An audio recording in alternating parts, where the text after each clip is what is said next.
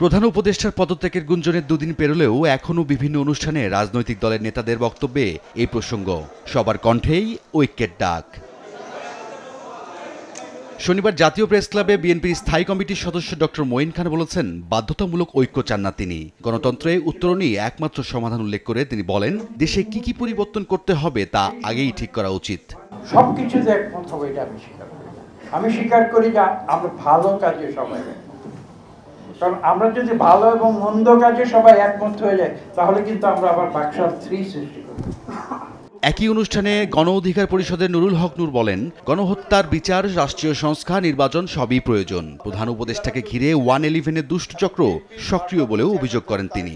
Professor doctor Mohammad ইউনূসকে বলবো, এখনো আমরা আপনাকে বিশ্বাস করতে চাই, আপনার পাশে থাকতে চাই, আপনাকে নিয়েই আমরা বাংলাদেশের সংকট উত্তরণ করতে চাই, আপনাকে আমাদের এই কাফেলার ইমাম বানাতে চাই, কিন্তু আপনার রাজনৈতিক দলগুলোর সাথে সেই আস্থা বিশ্বাসের সম্পর্ক অর্জন করতে হবে। এদিকে জাতীয় প্রেস ক্লাবে আলাদা এক অনুষ্ঠানে অংশ নিয়ে বিএনপির স্থায়ী কমিটির সদস্য ডক্টর এস.জেড.এম. জাহিদ হোসেন বলেন, ডক্টর ইউনূসকে যারা বিতর্কিত করতে চায় তাদের লাগাম টেনে ধরতে হবে।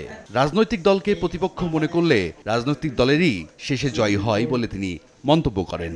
ওনাকে যারা বিভিন্নভাবে বিতর্কিত করার সরকারের কার্যক্রমকে চেষ্টা করে, এখনো সময় আছে, লাগাম টেনে ধরুন। রাজনীতিবিদদেরকে, রাজনৈতিক দলকে প্রতিপক্ষ বানানোর চেষ্টা করবেন না।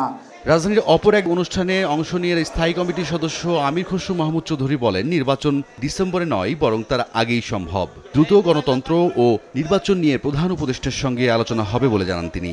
বাংলাদেশের মানুষের জন্য এই মুহূর্তে আমরা কত দ্রুত একটি গণতান্ত্রিক অর্ডারে ফিরে যাব বাংলাদেশ, সেইটা হচ্ছে মুখ্য বিষয়, এবং সেটাকে এগিয়ে নিতে গেলে আমরা কত তাড়াতাড়ি নির্বাচন দিকে যেতে পারবো, এইটাই সবচেয়ে মুখ্য বিষয় আজকে, এবং আমি নিশ্চিত এটার উপর আমাদের আলোচনা হবে। নির্বাচনই দেশের গণতন্ত্রের উত্তরণের একমাত্র সমাধান হিসেবে দেখছে বিএনপি। রায়দুল ইসলাম শুভ, সময় সংবাদ, ঢাকা।